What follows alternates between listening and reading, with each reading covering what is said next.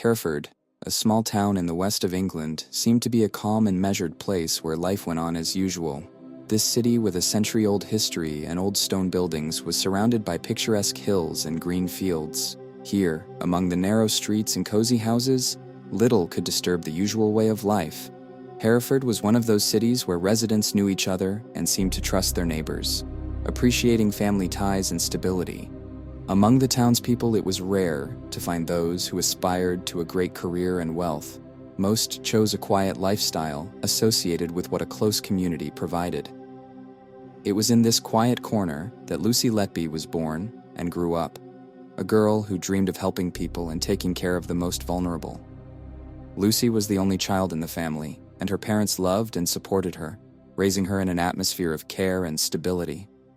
Since childhood, she has shown an interest in medicine, and her dream was to become a nurse to help people, especially those who needed protection and support. Her friends remember her as a modest and kind girl, always ready to help, whether it's a friend, classmate, or neighbor. At school, Lucy was a diligent student, carefully studied subjects related to biology and anatomy, and dreamed of a career in medicine.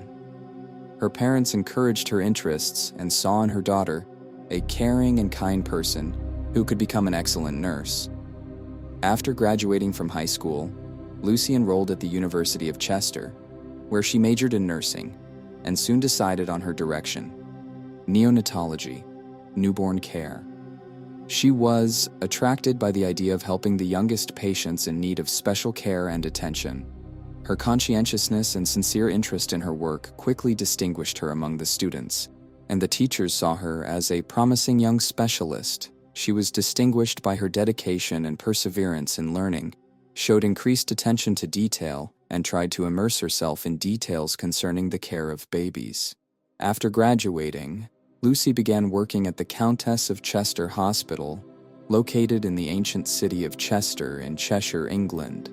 Chester, known for its historic buildings and Roman Empire architecture, was also home to a hospital that was respected for its high standards and professional staff. Lucy was happy to work at a hospital with a good reputation and dedicated her career to the neonatal unit. It was a ward where doctors and nurses saved babies' lives every day, and Lucy felt like she was in her place. From the first days of her work, Lucy has established herself as a hard-working and attentive employee. Colleagues quickly realized that they could rely on her in difficult situations, and even the management noted her initiative. She often stayed on duty longer than she was supposed to, helping other nurses with patients, and her willingness to help was known to every employee. Lucy was the kind of person who could always be asked for a substitute or additional help in the department. Her dedication and caring attitude towards each baby made her one of the favorite nurses among both colleagues and parents of babies. Soon, Lucy became known not only as a professional, but also as a person who created an atmosphere of trust and tranquility in the department. She always smiled at her parents, supported them, talked to them, comforted them, and explained that their children were receiving the best treatment. Families who were in difficult life situations and worried about the health of their babies saw in her not only a nurse, but also a loved one who was ready to support at any moment. For many parents, Lucy became the one who could ease their fears and inspire hope when their children were fighting for life. She always found the right words and approach, even to the most anxious families. The neonatal unit of the Countess of Chester Hospitals, located on the second floor, was considered a real fortress of care and hope.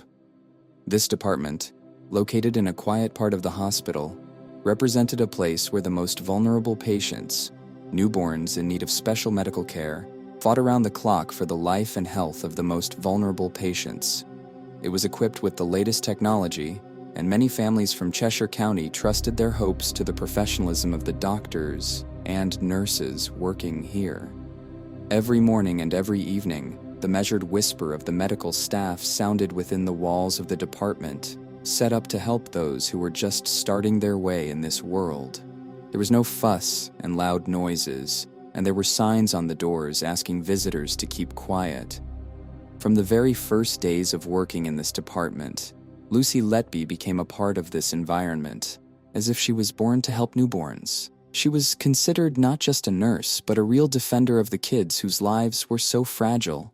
She had been working for many months, and all her shifts were calm and measured, as if it was a familiar, natural state for her. She knew every device, every monitor, and every process related to infant care. The parents of the babies in the ward trusted her, and her confidence and kindness strengthened their hopes for the children's recovery. However, since the middle of 2015, unexplained tragedies began to occur in the department, which disrupted the usual order. The mortality rate among newborns, who were sent to the department after birth with the hope for the best, suddenly began to rise. Infants who had been in stable condition up to that point suddenly began to show sharp deterioration. This was not related to their underlying diagnoses or known complications. Sometimes, doctors came across pictures that defied medical explanations. Children had seizures, blood pressure dropped, or respiratory arrest began for no apparent reason. All this created the feeling that these tragedies had a common ulterior motive, which remained inaccessible even to experienced doctors. Initially, the staff tried to write off these incidents as accidents or inevitable difficulties that sometimes arise in working with premature babies and infants with serious illnesses. But when the number of incidents began to significantly exceed the usual figures, anxiety began to increase. Doctors and nurses felt confused. They could not explain why some babies who were on the mend suddenly fell into a critical condition. Medical reports recorded unexplained deterioration, and it seemed to be something mysterious and frightening, as if an invisible threat had appeared in the department. A few months later, such cases could no longer go unnoticed, and the hospital management began to suspect that the reason lay not only in the peculiarities of the patient's health. Some employees began to recall strange details. One of the doctors recalled how on certain days, when the situation with patients was particularly tense, one of his colleagues talked about the curse of the department. One nurse said that she seemed to feel anxiety in the air, and that sometimes it seemed that someone was watching her every move.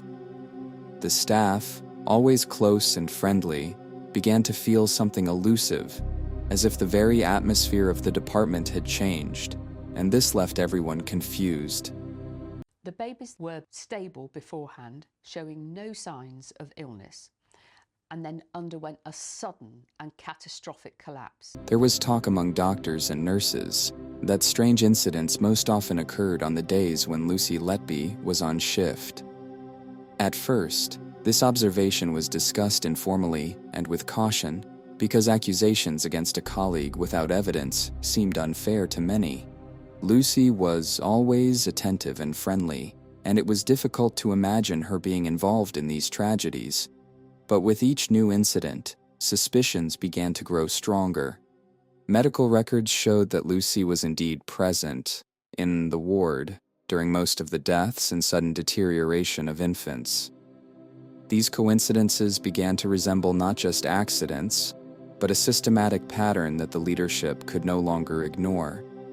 Some nurses began to notice that Lucy was often with patients before they had seizures. Someone remembered how she went into the kids' rooms several times outside of her shift, explaining this by wanting to help colleagues, even when her help was not needed. Other small but suspicious details surfaced. One of the nurses recalled that one day Lucy left the ward very quickly after the baby started having breathing problems, and another employee noted that Lucy could stay in the department even on days when she officially did not have a shift. As suspicions grew, an internal investigation began. The hospital management, excited by the statistics, began analyzing medical records to see if they had missed something important. When comparing duty schedules, clear patterns emerged. Doctors who had previously considered the incidents to be an accident began to have doubts. The doctors and nurses who faced this inexplicable horror every day felt even more confused. Even for them who had seen the death and difficulties of babies' lives, what was happening in the department seemed incomprehensible. and this uncertainty left them in constant tension.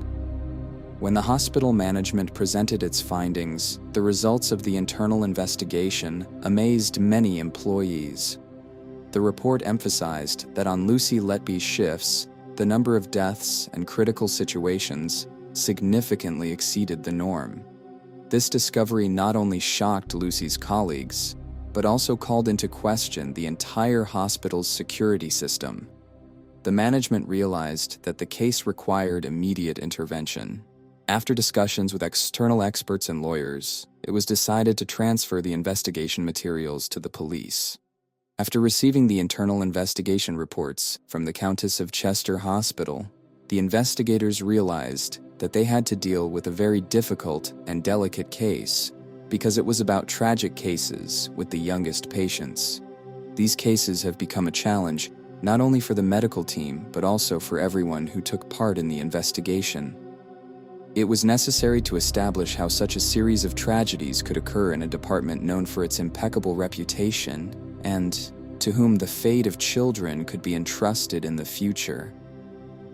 The first step for the investigators was a thorough examination of the medical data for each child injured in the neonatal unit in 2015 and 2016. Investigators, along with medical experts, analyzed records that related to the health indicators of infants before and after their sudden deterioration.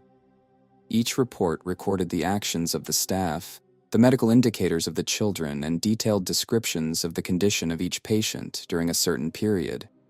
Soon, alarming facts began to appear in the case, which could not be explained by chance. At first, investigators tried to find a medical explanation for the tragedies, believing that the babies could have similar pathologies that complicated their condition. However, the more they studied the documents, the more alarming the picture became. Many cases of deterioration and deaths defied medical logic. Infants who were in stable condition suddenly lost their breath, their blood oxygen levels dropped, and severe deterioration began for no apparent reason. Sometimes infants had acute seizures or sudden pressure surges that could not be explained by their underlying diagnosis. Among other details, the investigators drew attention to one equally important coincidence. In almost all cases of deterioration and death of infants, Lucy Letby was on shift. Based on the reports provided by the hospital management and after cross-checking the staff's work schedules, it turned out that Lucy was the link between all the incidents. This coincidence was the first serious signal that prompted the investigation to continue the investigation in the direction of establishing her possible involvement. In parallel with the analysis of medical data, investigators began interviewing hospital staff, doctors, nurses, and orderlies, trying to find out if they noticed anything unusual in the behavior of Lucy Letby or other colleagues who worked in the department. During the surveys, various details began to emerge that previously seemed insignificant, but now, against the background of the overall picture, began to arouse suspicion. Some nurses and doctors recalled that Lucy was distinguished by her calmness and equanimity even when serious incidents occurred in the department.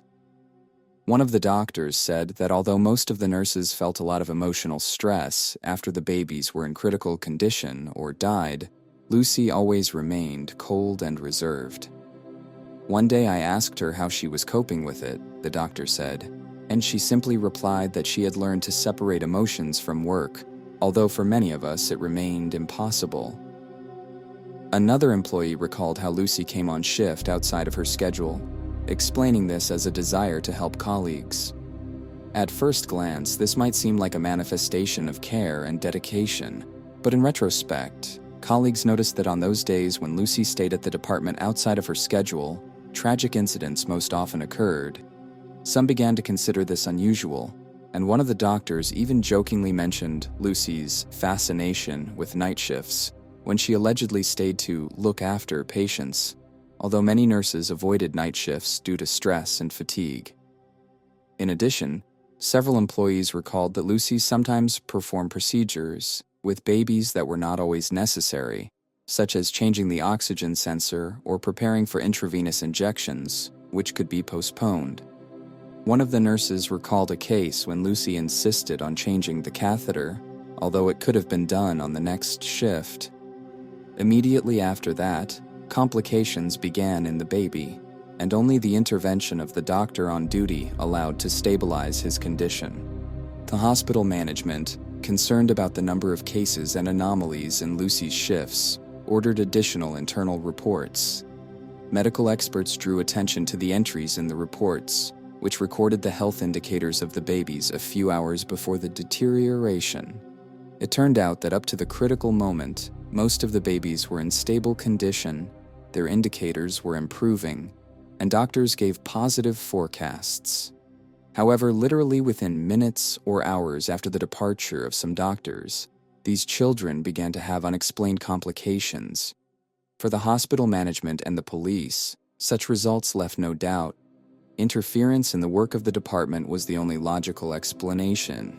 Experts also noted that an unexplained drop in oxygen levels, respiratory disorders, and sudden spikes in blood pressure were symptoms that could not be explained by isolated medical factors.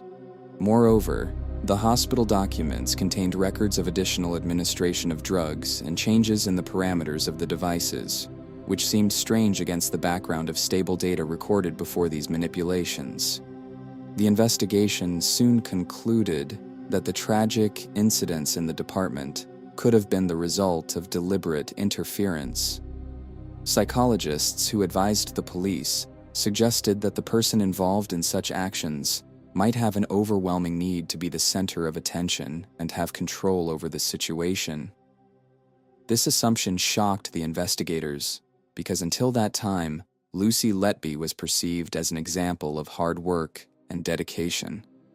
However, given the strange coincidences, the regular appearance outside shifts, and the lack of usual reactions to tragedies, this version has become the main one.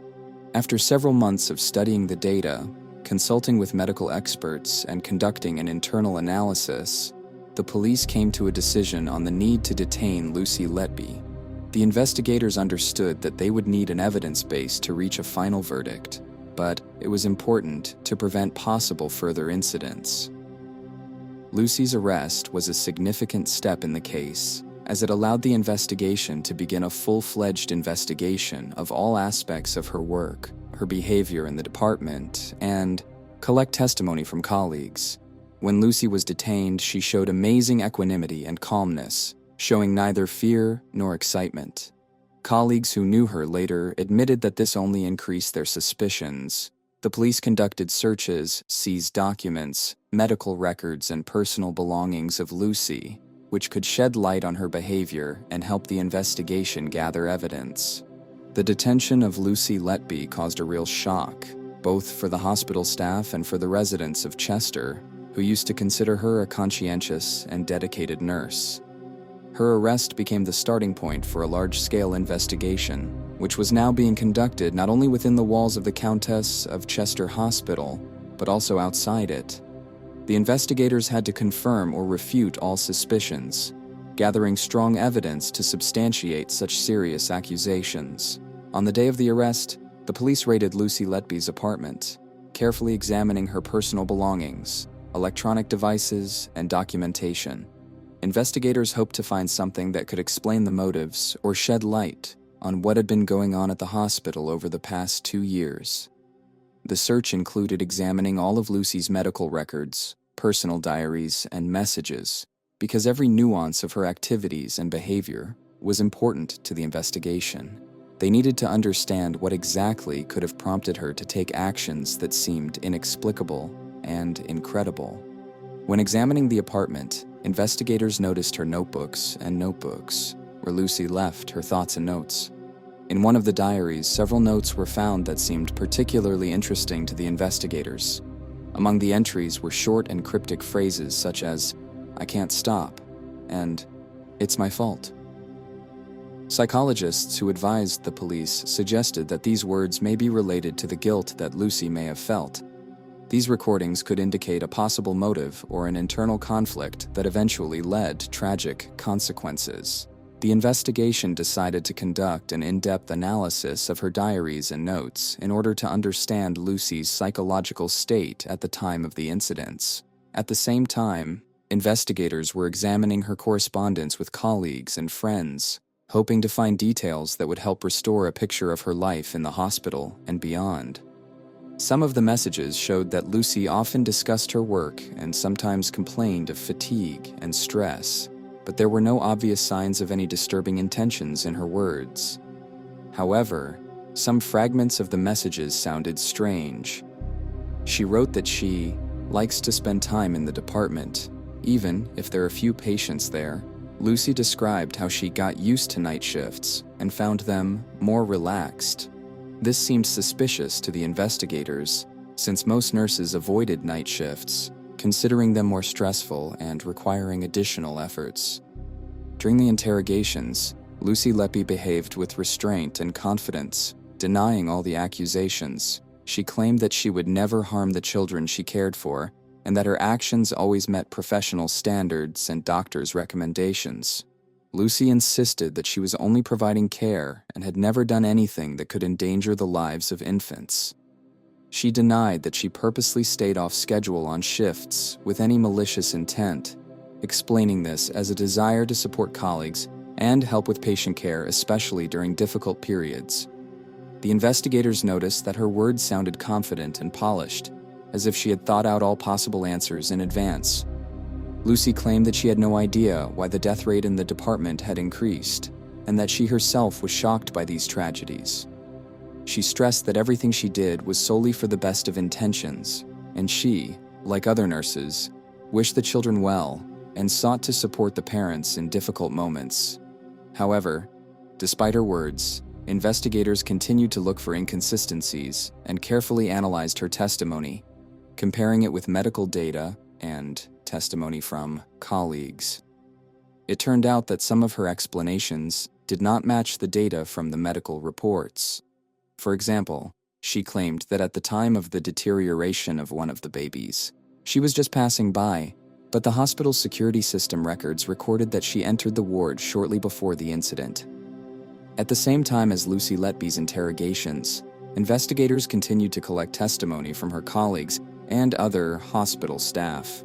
They interviewed dozens of nurses, doctors, and technical staff, trying to create a complete picture of her behavior in the department. Many colleagues, even those who had worked with Lucy for a long time, were now ready to speak frankly. Some of them mentioned oddities that they had not previously associated with tragic cases. One of the doctors working in the neonatology department said that at some point he suspected Lucy of unprofessional behavior. He noted that she was often the last person to have contact with the babies, and despite this, she was not worried about the deterioration in their condition. This doctor recalled a case where Lucy seemed to anticipate the deterioration of one of the children. She noticed that the baby looked weak, although his indicators were stable. A few minutes later, the child really turned out to be in critical condition. The nurses who worked with Lucy on night shifts mentioned that they sometimes noticed her in the department, even when she wasn't officially supposed to be at work. She explained her presence by saying that she found it difficult to sleep, or that she was worried about patients. At first, colleagues perceived this behavior as a manifestation of dedication to work, but after several tragic incidents, it seemed strange to them. Now that the charges have become official, Lucy's colleagues remembered that her presence in the department was sometimes inexplicable and even alarming. In parallel with the interrogations and testimony collection, the investigation began a detailed study of medical reports on the procedures that Lucy Letby performed with infants in the neonatal unit. In this analysis, special attention was paid to drugs administered to infants before their deterioration. Investigators drew attention to cases where Lucy, according to the documents, allegedly administered drugs that corresponded to standard care, but the condition of the infants deteriorated sharply immediately after her intervention. The prosecution successfully argued she attempted to murder them by adding insulin to their feed bags. A special group of medical experts conducted an additional analysis to find out whether the children were injected with drugs that could cause drastic changes in their condition, It turned out that in some cases, the dosages and composition of the drugs administered by Lucy did not match the prescriptions made by doctors earlier. This deviation from the standard protocol seemed particularly suspicious, since such manipulations could have a direct impact on the health of infants. For example, in one case, it was found that a child was injected with a drug that could cause a sharp drop in blood pressure, which happened a few minutes after the manipulation. Experts noted that if such drugs were administered unnoticeably and in small doses, this could lead to a gradual deterioration of the child's condition, which would then look like an unexpected complication. In a number of cases, the investigation found that before the deterioration of the condition of the babies, the injections that Lucy performed were indicated in the medical reports, but specific drugs and dosages were not recorded. This has raised even more suspicions, since neonatal units keep accurate records of all procedures.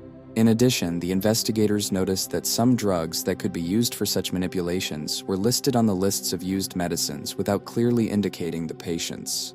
When compared with duty schedules, it turned out that the disappearance of these drugs most often occurred during Lucy's shifts. In order to understand Lucy Letby's motives, the investigation sought the help of psychologists and criminal experts specializing in behavior analysis.